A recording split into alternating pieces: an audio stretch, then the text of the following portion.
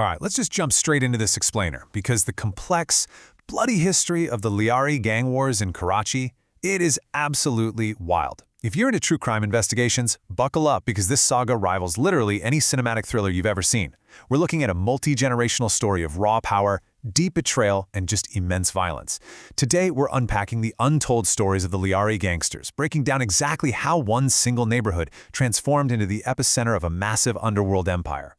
Now I want you to start by thinking about an incredible paradox, because this hooks us right into a mystery where absolutely nothing is as it seems.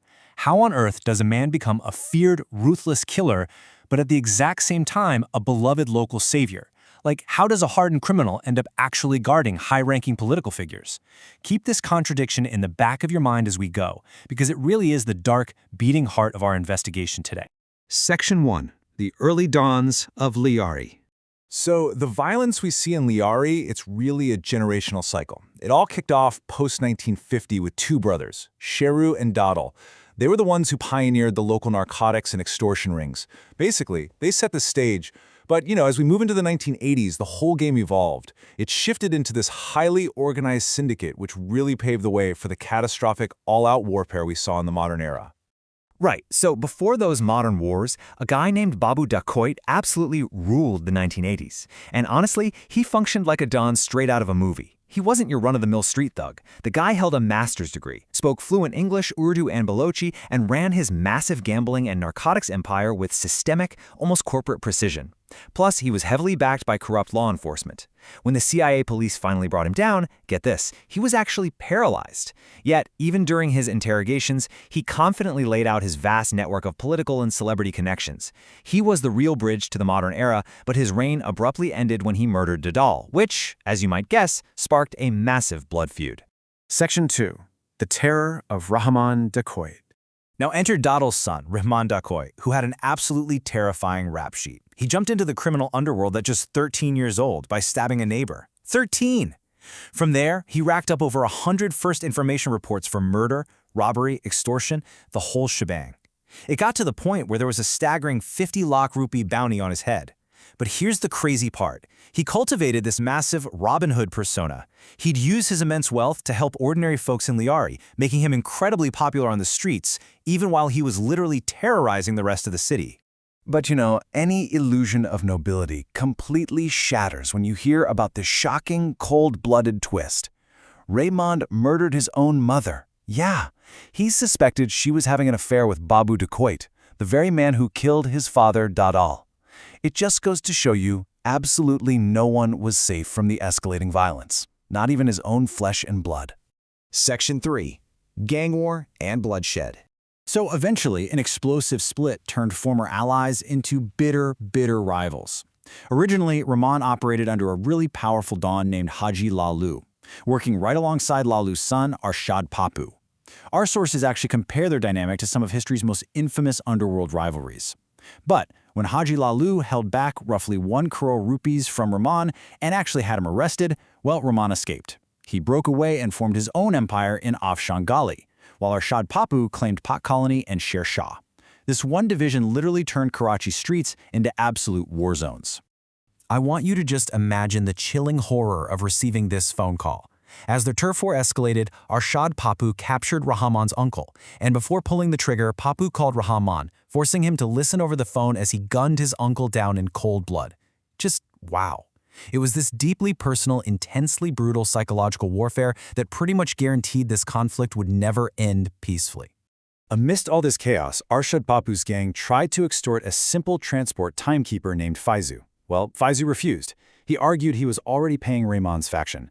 So in retaliation, Arshad Papu kidnapped and murdered him. And this right here is the catalyst. Faizu's brutal murder is what forces his son, a completely normal hospital ward boy named Azhar Baloch, to abandon his peaceful life and join Rahman's underworld to get revenge. That singular event, it changed the course of Karachi's history forever. Now, there's a staggering political paradox in this investigation that we have to look at. Rahman Dacoit wasn't just a gangster, he was a highly protected political asset, deeply intertwined with the state's power structures. The source material reports that during the tragic October 18th bombing, Rahman actually acted as a security officer for Benazir Bhutto, safely escorting her away from the carnage. His influence grew so vast, he was out there dictating local election results, inaugurating trusts with high-ranking politicians, and securing massive construction contracts. It's a wild overlap of worlds. Section 4. Chaudhry Aslam's action. Of course, this led to an intense cat-and-mouse game that played out over 4 years. In 2005, SSP Chaudhry Aslam's team disguised themselves in a truck to raid Rahman's hideout. But Rahman, using this crazy sophisticated CCTV network, saw them coming and ambushed the police. Fast forward to 2006, Aslam finally captures him in Quetta, securing a secret confession video that detailed his immense political and police payoffs. Unbelievably though, Rahman escaped custody, not once but twice. Finally, in August 2009, Rahman was killed in what the police called an encounter. Though to be fair, media reports frequently disputed the official details of that night. Either way, it closed the chapter on Rahman Dacoit, but it left a massive, gaping power vacuum in Lyari. Section 5. Uzair Balok's New Reign. You really have to notice the sheer irony of the name here. The People's Amen, or Peace Committee. Founded by Uzair, it operated under this very peaceful guise, but in reality, it was a heavily armed front for extortion. According to the source, this committee operated under the direct patronage of Interior Minister Zulfikar Mirza, who actually openly called the gangsters his children and even provided them with weapons licenses, which, as you'd expect, fueled a massive turf war right across the city. And well, this is where the story just descends into absolute madness. Uzair finally got his hands on his father's killer, Arshad Papu. The documentary source notes that, allegedly, rogue police elements arrested Papu and handed him directly over to Uzair. The sheer brutality of Uzair's revenge is just staggering. Papu was killed, his severed head was reportedly used as a football by the gangsters, and his remains were dissolved in acid to ensure a body was literally never found. But you know what they say, heavy is the head that wears the crown. Uzair's empire quickly began to crumble. Key commanders, guys like Baba Ladla and Ghaffar Zikri, they violently split from him, turning Lyari streets into a total bloodbath. The extortion racket sparked severe citywide ethnic clashes, pulling in other political factions like the MQM. Political alliances completely shattered, with Zulfikar Mirza even breaking away from his party. As these alliances fractured and the violence spilled into pure anarchy with heavily armed factions tearing Karachi apart, the state was basically forced to intervene. They brought in military-level force, deploying the Rangers to finally shut it down. Section 6. Will history repeat itself? So the gang wars did eventually quiet down after this massive state operation. Uzair fled to Dubai on a fake Iranian passport, but was eventually extradited back to Pakistan. And that leads us to this number, 12. That's the number of years Uzair Balaj was sentenced to in 2020 by a military court for espionage. But here's the really shocking twist. Despite facing dozens of cases for murder, kidnapping, and extortion, he has actually been acquitted in many of them, mostly due to a lack of evidence or, unsurprisingly, witnesses being too terrified to testify. And that brings us to the final, haunting question of this explainer. Reports are now indicating that Raymond Dacoit's son has entered the criminal world, representing a brand new generation stepping up to the plate. Coupled with the very real potential that Uzair Baloch could one day walk free due to these acquittals, it leaves us with a terrifying reality to ponder. We've seen the generational timeline today.